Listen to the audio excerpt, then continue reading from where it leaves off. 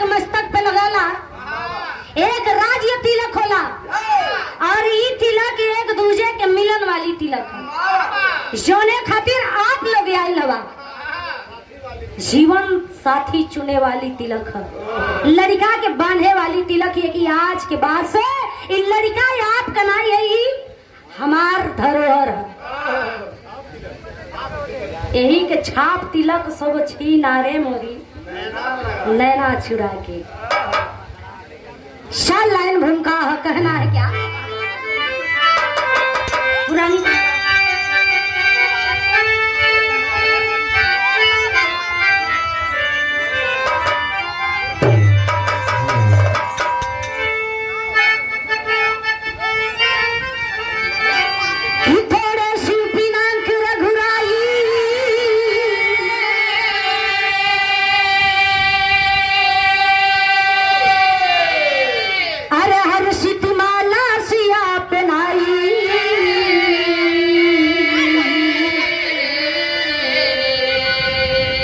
दशरथ खबर पाई के साज के चले बरा।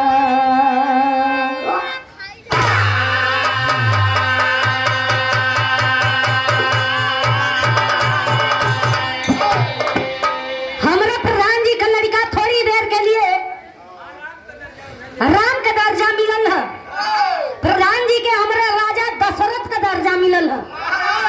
कन्या पक्ष से आप लोग तिलक चढ़ाए आए बेटा, लड़की के पक्ष और के दुल्हन के थोड़ी देर के लिए सीता का दर्जा मिलल है, उनके बाबूजी के राजा जनक का दर्जा मिलल। नहीं मनी हो भैया, वो समय के बात ये जोनी समय मर्यादा पुरुषोत्तम राम शिव पिनांग के तोड़लन। राजा जनक खबर पाई के, सॉरी राजा दशरथ खबर पाई के राम का जोड़ा जमान लेके एक बेटवा का नहीं बल्कि चार बेटवा का बारात सजले हो।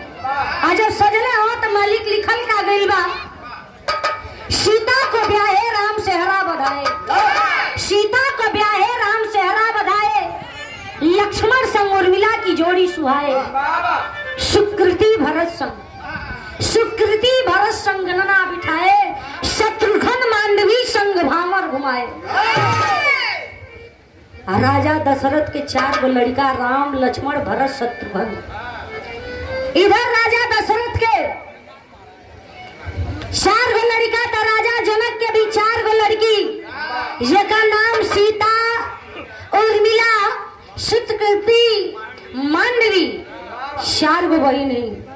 देखे मरवा में मानो जैसे सूरज और चांद का मिलन भइल बा। उस समय कवि जी लिखत हुआ का एक लाइन गीत मिलल मास्टर,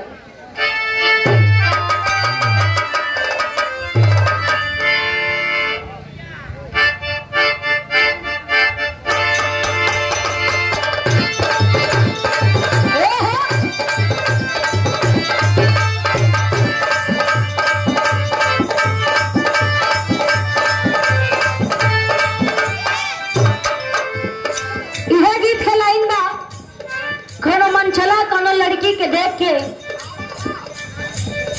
कुछ अजीब सवाल कर दिया। का कहले हो? अरे गोरी अख गोरे गोरे गाल, गोरी अख गोरे गोरे गाल, बिहार में बवाल कइले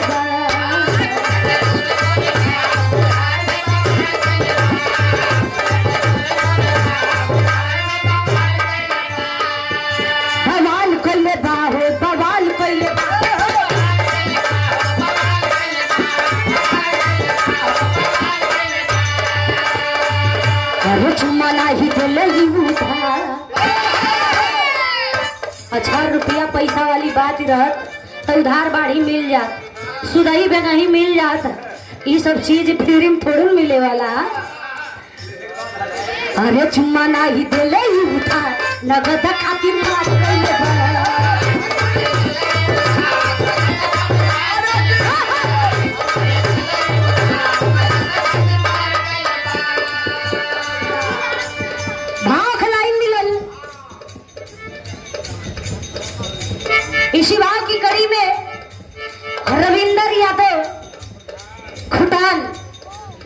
आपकी कोमल कर से 101 रुपये का पुरस्कार मिला। भैया को प्रणाम, आशीर्वाद की आकांक्षा से भैया बाबू लोगों की प्राण बापा लगी है, आशीर्वाद की चाह है। लेकिन भाव मिलल का गगनी हरिशाय, गगनी हरिशाय बजाए भोलेनाथ डमरू।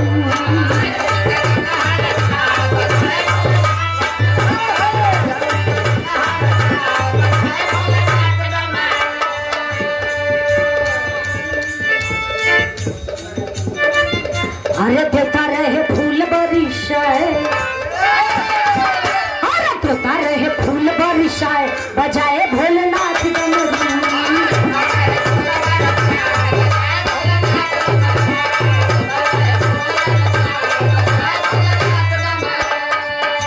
सब लड़कियन के तनाई, लेकिन राजा जनक के जतनी भी लड़की रही सब माई गौरा के भगवान भोलेनाथ का भक्ति रही। भोले बाबा से मांगन मंगलिन प्रभु हमारे अगर ये बर अच्छा मिल जाई तो समझ लिया अब की शिवरात्रि में खाली दूधे से नहवाई बाबा। भोलेनाथ जी का संयोग रहल, गणना मनना बैठ गई। आज जब बैठल है सीता के मन योग घर मिलल, भगवान भोलेनाथ जी डमरू डमकावे लगलन। लेकिन इधर का भाई अरे मिथिलापुर वासी हो पियोसे मगन हो,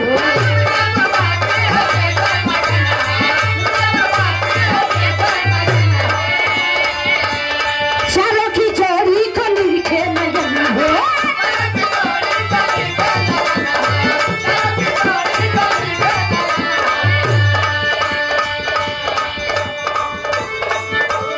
सबही का जिया हरिशाय, सबही का जिया हरिशाय बजाए भोलेनाथ डमरू।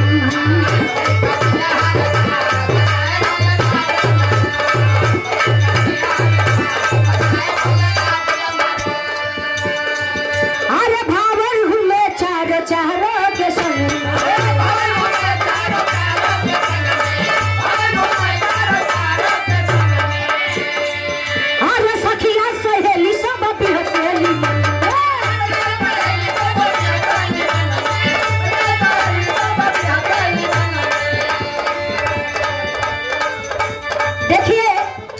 हमारे बीच में सबकी दिलों के जान और सबका शान और अभिमान और गौरव हमारे बीच में बैठे हुए हमारे प्रधान जी के अजीज मित्र आप श्री मनी बाबा, बाबाओं के बाबा मनी बाबा। मनी माने थे आप लोग जनता हुआ रुपया पैसा और साथ साथ भट्ठा मालिक वाला भी हो। आपकी कोमल कर से ये बहुत रुपयों का पुरस्कार है बाबा। बेइज्जती वाला काम यह होता है कि 100 रुपया बताओ भट्ठा मालिक के नाम से 100 रुपया आवे। पिताजी श्री सुभाष यादव चकिया की सरजनी से आपकी कोमल कर से आशीर्वाद स्वरूप बिटिया के 501 रुपये का सम्मान मिला। क्षणों में प्राण आशीर्वाद की आकांक्षा है। सब भैया बाबू लोगन के प्राण बापा लगी हो। हमसे आशा नहीं बल्कि पूरा विश्वास है कि प्रधान जी के टैली सुभाष सर से खूब मेल जोल बढ़िया रही, समझी बराबर बाटन एलिए बराबर का रिश्ता बना टिकाऊ होला। मालिक दिन रात चौगुना करे, कन्या और वर के जीवन हमेशा सुखमय और गंगा जमुना के पानी के तरह हमेशा लहलहात रहे, यह मालिक से प्रार्थना है। लेकिन कहना हुआ क्या के अजीज मित्र मनोज लंगोटिया यार यहाँ से लेके खुटान उच्चैना मल्हनी जौनपुर तक का साथ निभाए वाला और जन्म जन्म के साथ निभाए वाला मनी बाबा की कोमल कर से 11 रुपया का पुरस्कार मिला। बाबा हमार इतना तो हम जानते हैं आपका जौन खुटान वाला खेतवा वो इतना सार चढ़ जात हो यार, उतना तो बिया अपना ही होत हुई जितना ही पैसा दे के गई। बहुत बहुत क्षणों में प्राण आशीर्वाद की आकांक्षा है। सब भैया लोगन के प्राण बापे लगी है आशीर्वाद की चाह कहना है क्या? अरे भावर घूमे चारों चारों के संग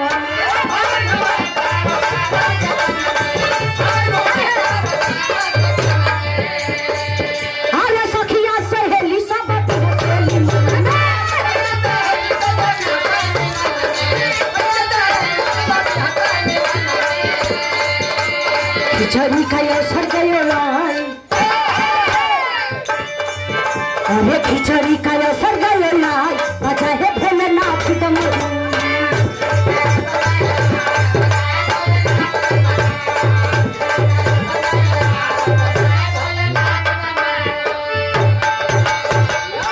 चारों सखिया, चारों बहन और चारों भाई मड़वा में जब भावर घूमे लगलन तो देखे लड़की के पिताजी के करेजा एकदम फूल के छाता भइल कि जैसन हमार लड़की चाहत रहलिन और जैसन हम चाहत रहली वैसा बर मिलल। सोचने की बात है, बर वधू जब जोड़ा में अपने अपने दुल्हन के साथ जब भावर घूमल चालू कैलन जनकपुर में, जितनी सखिया सहेली सब रहलिन सोचलिन कि इतना निक निक दुल्हा बाटन। सोचे वाली बात है, चाहे निक मर्द होगा तो मेहरारूनों का दिल फिसल जाला, अनिक मेहरारू हलिन तो मर्दनों की जीव फिसल जाला। और लड़की को सोचत है कि खिचड़ी के अवसर आई तो हमनो मजा लेवल जाए। धीरे धीरे खिचड़ी के अवसर आइल है तो सखी कुल गरियावत का है का मास्टर?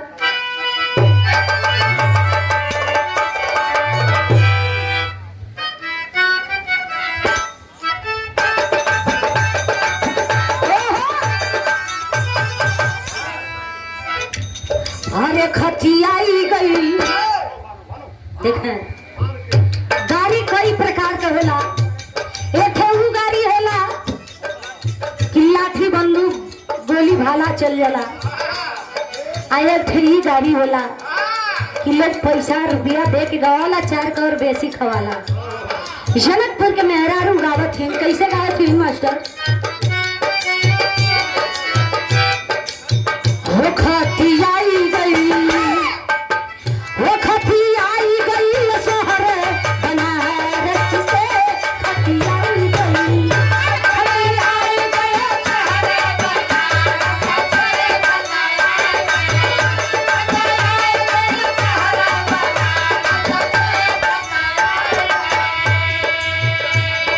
समधिन के बहिना।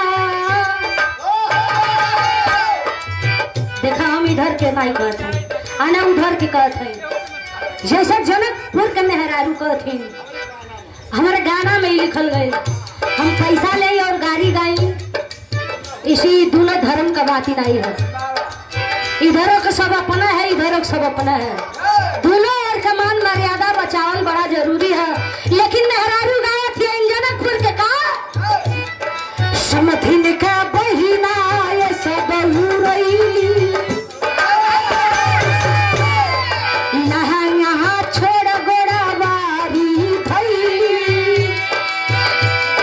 लोटा का पानी तो कथ पर धैली, अरे दूनो रंग बराबरी कैली। होगा जरदम नीचे तुम ऊपर हम पढ़े थे, होगा हम पढ़े थे।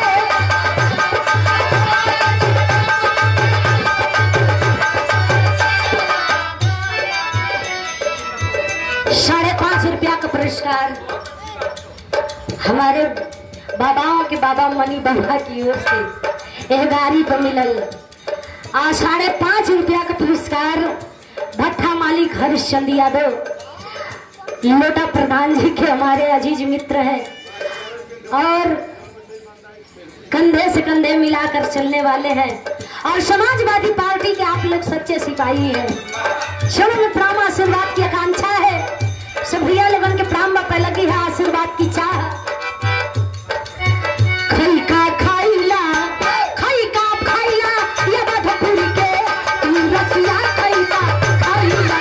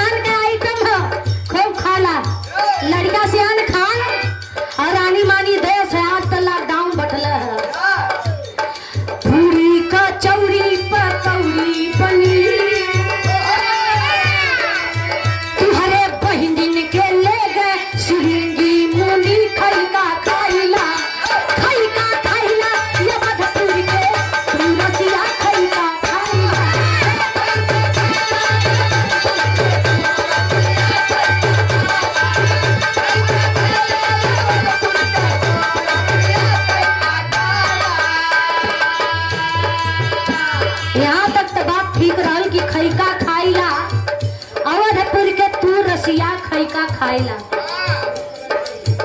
लेकिन थोड़ा सा मिस्टेक में हरारू कर दिली। कैसा में अयोध्या का नारी कहाँ है, खीरी खाई के बेटा दिली जन्माई। श्रृंगी मुनि इनकर राम का बहन एक रहली नहीं, बात का बताई। एगो पुरनिया के साथे भाग गई जेकर नाम श्रृंगी है। कहले अरे ये कोई पागल है इनका, हमार बाबूजी विवाह कैले रहलन। कहले नहीं पुरनिया से सुना,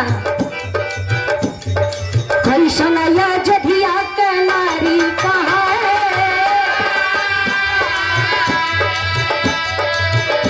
अरे कैसन अयोध्या के नारी कहाँ है, खीरी खाई ये बेटा देली हो जनमाई खैका खाइला, खैका खाइला तू रसिया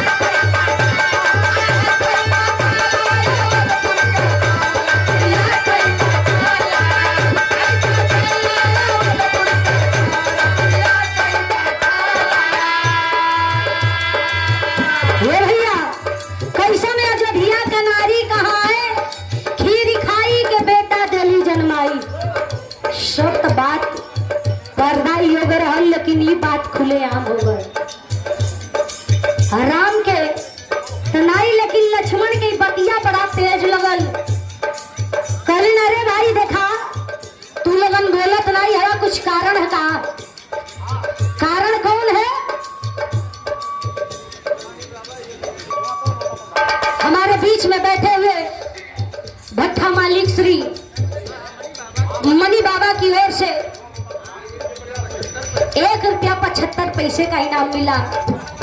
क्षणों में प्रणाम आशीर्वाद की आकांक्षा है।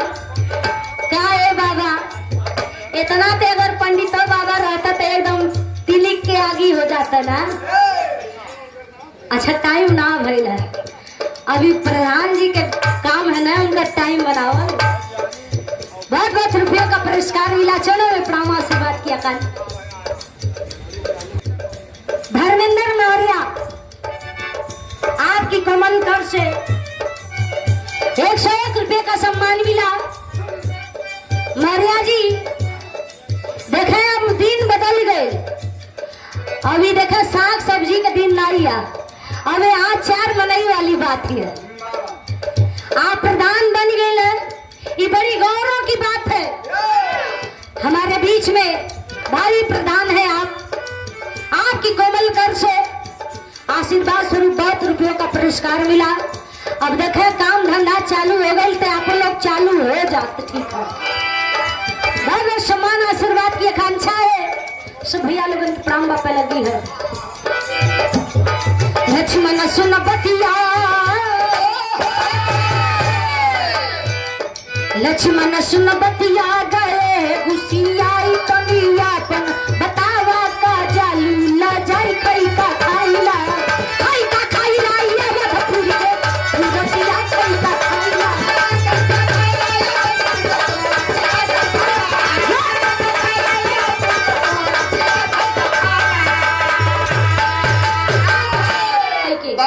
आखिर से खाए वाला लड़का को भगवान तो वही नहीं, अजम बठलो आटे हुए कुल गुंग बाटे।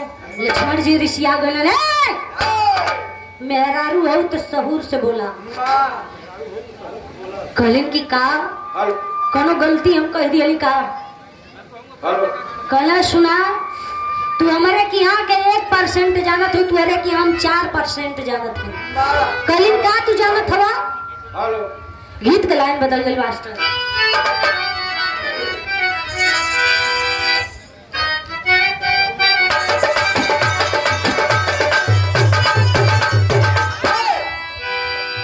हरले झलौंडा के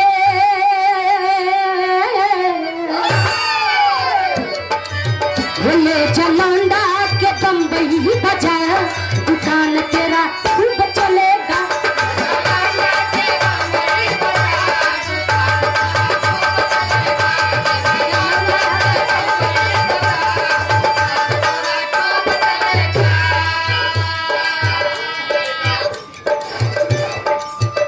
अरे बड़की के ले जा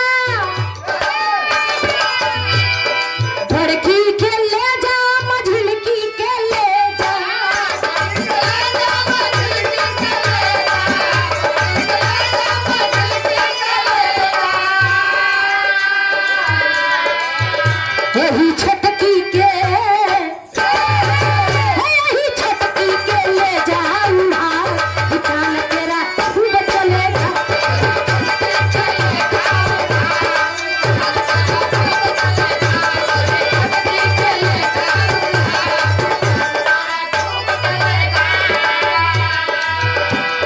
लेकिन लक्ष्मण जी कहत हम सुना, कुछ गलती तुम्हारे और कहा, कुछ गलती हमारे और कहा। जब रिश्तेदारी हो गई तो गलती के यहाँ गिनती नहीं हुई। एगो तो शौकीन लड़की रह कहे काहे न हुई। अगर जानत होखा तो बतावा, नहीं तो चुपचाप खाली मन का सुना। गुंग मनई कम से कम बोले तो लगलन। मेहरानून के बतियौले बोलले बतियौले का बड़ी आइडिया होला। अच्छा तो कुल बात फेंकल चालू कर दिली। आ जब बात फेंकल चालू कैली हो कैसन बातिन जनकपुरी के लहारी गारी गवले जाए।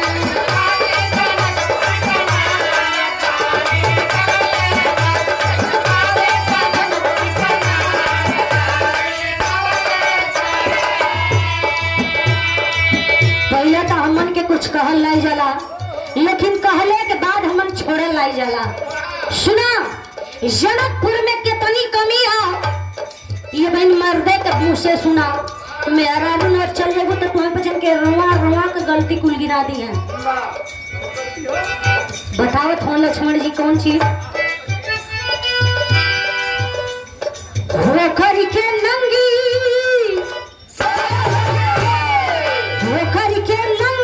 धरे हलक मुठिया।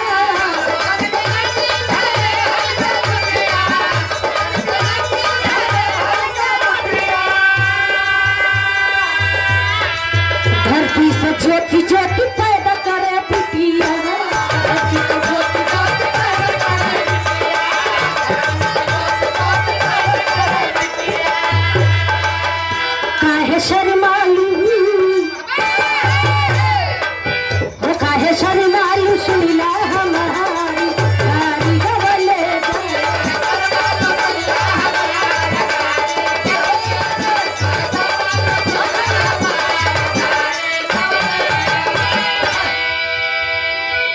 अरे अपनी दही के हूँ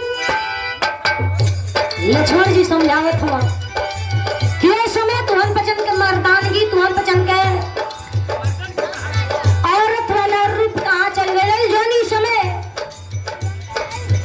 जनकपुर में सूखा पड़ल है, मेहरारू आधी रात में नंगी हो करके हर और फावड़ा उठा के खेत में हल जोते चलल रही। उस समय तुम्हारे जनकपुर के मर्द कहाँ रहलन। हमरे की यहाँ से मर्द बोलवा ले तुम बढ़िया बढ़िया बिटिया बेटवा दोनों पैदा करता है। लक्ष्मण जी समझाओ था। सुना, अपनी दही गेहूं खट्टी कहेगा,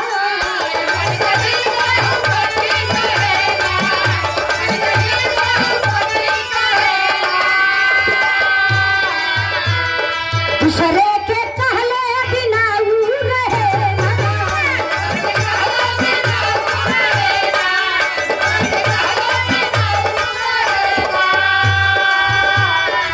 वो खबर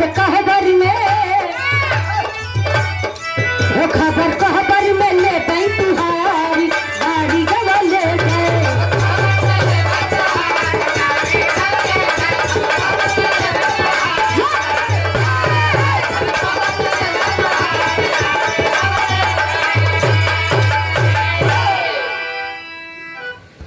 कलन देखा आपन दही चाहे कितनो खराब 2-4 दिन का सरलो रहला, तम मनई बड़े प्यार से कहला कि हमारे दही कैसन फलनिया का दही। ते अपन दही केहू के खट्टा नहीं बुझला, एलिए अपन गलतियों केहू के अपने महसूस नहीं होत, बुझात नहीं। लेकिन गलती हर एक प्राणी में है, चाहे जीव रहे चाहे मानव रहे, सबके में गलती है। एलिए सुना कि कोहबरी के रस में अरे रिवाज के निभाई, तन मन खुशी से हो जाई है विदाई।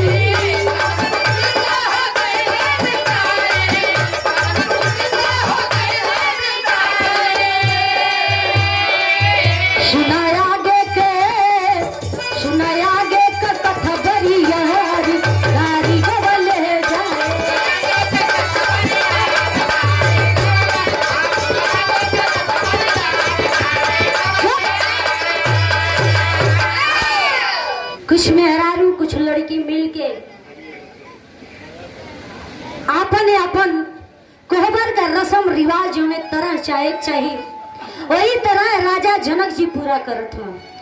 लेकिन धीरे धीरे विदाई भइला के बाद लेकिन कहना है क्या, बड़ी पुरान गीत लगल मास्टर, गीत वो समय के है। आज बराते जाए लगत गाँव में का गाँव मास्टर,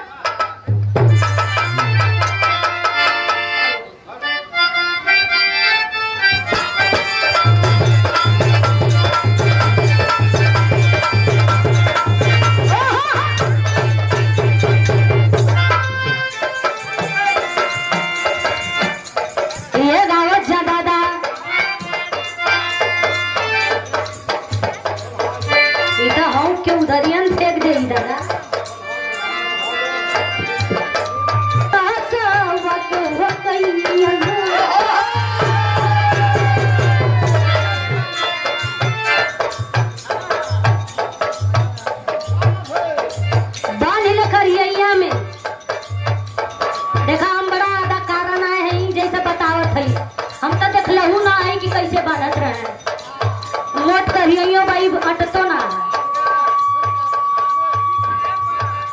दादा बांध ही करिया में पातर करिया रहे इतना जमकस थोड़ू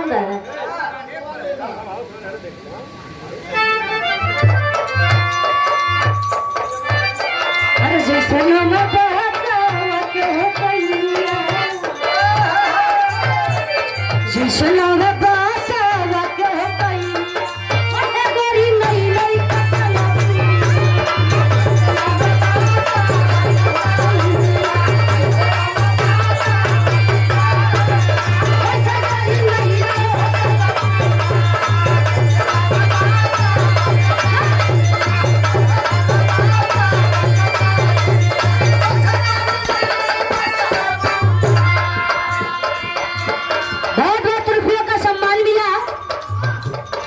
आशीर्वाद की आकांक्षा है सब भैया बाबू लगन की प्राण बापा लगी हो। इतना नहीं, दादा के अगर देहिया में जान ना रहे, पूरा देही में खाली समनिया रहे, अच्छा तो कहा दादा तनकी तनकी कुछ ही सारे जैसा समनिया माने उल्टा सीधा समझ लिया, जैसे जंघिया उंगिया खाली लौका मटकर। और जब दादा चले लगा तो पता चले के बसवारिया के चुरैया, के बसवारिया के चुरैया आशा के रोपल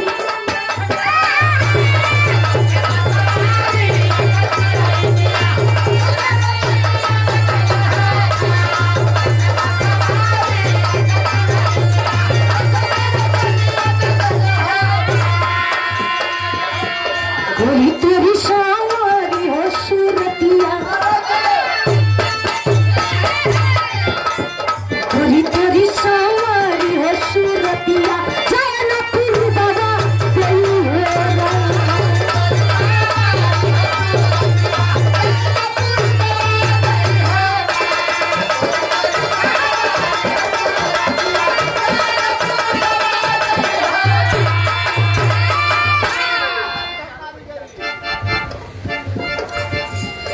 भौजी के कारी रे यकिया, भौजी तेरी कारी रे यकिया, बन के बनाली निया कसली होया।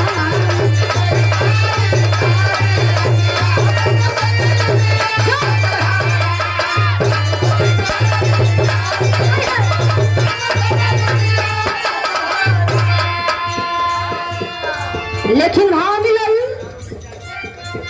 जोनी समय जानकी जी का शादी भइल और विदाई धीरे धीरे होल चालू भइल। आ विदाई भइला के बाद सारे बहिन जानकी जी बन के दुल्हनिया,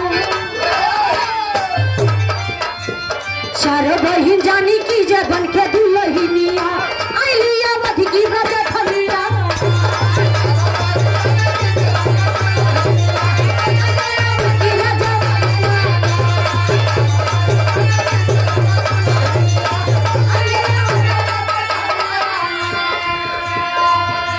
बिटियन के लक्षण है से ही बड़ा अच्छा चढ़ाया कि आप लोग आए लगा।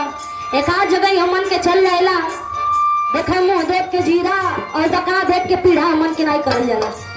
बड़ा अच्छा न बहुत जगह जाई जाला, जबले तिलक नहीं चढ़ जाए तबले जैसा लड़की के बापे के और लड़की पक्ष वालन के साथ सुमले रहे सारा। लेकिन देखें ये लड़की का गौरव है, आप लोगों की मानसिकता है, जो लेन देन है तो ठीक है, लेकिन लोग बतावेला कि दान पुण्य और घलुआ समाज में सबसे उजागिर का काम करला। लाख रुपया 2-4 लाख 10 लाख 20 लाख रुपया देन लेन हो जा और समाज में कोनो महत्व नहीं रहे, कोनो इज्जत ही नहीं रहा तो पैसा कौड़ी बेकार है। इसलिए कहना है कि लड़की का भाग्य बताओ था चाहिए जगमग के जली गए रोशनिया, चाहिए जगमग है जली गए रोशनिया, आई अवध की रजखनिया।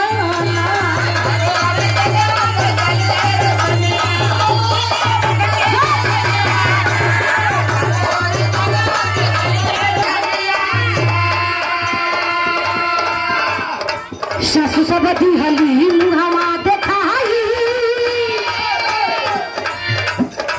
कसरत चूड़ा मारी होले ही आई।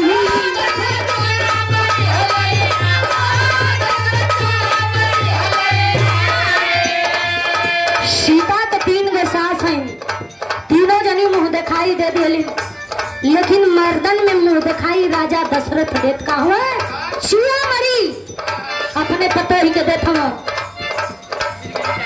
मिली गल जानकी के मन कमलिया, मिली गल जानकी के मन कमलिया, आलिया लखी रजखनिया।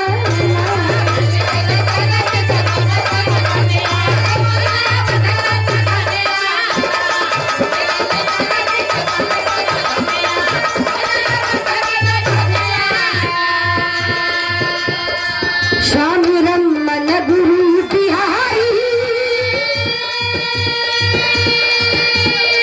सुरसी चले फुलवारी,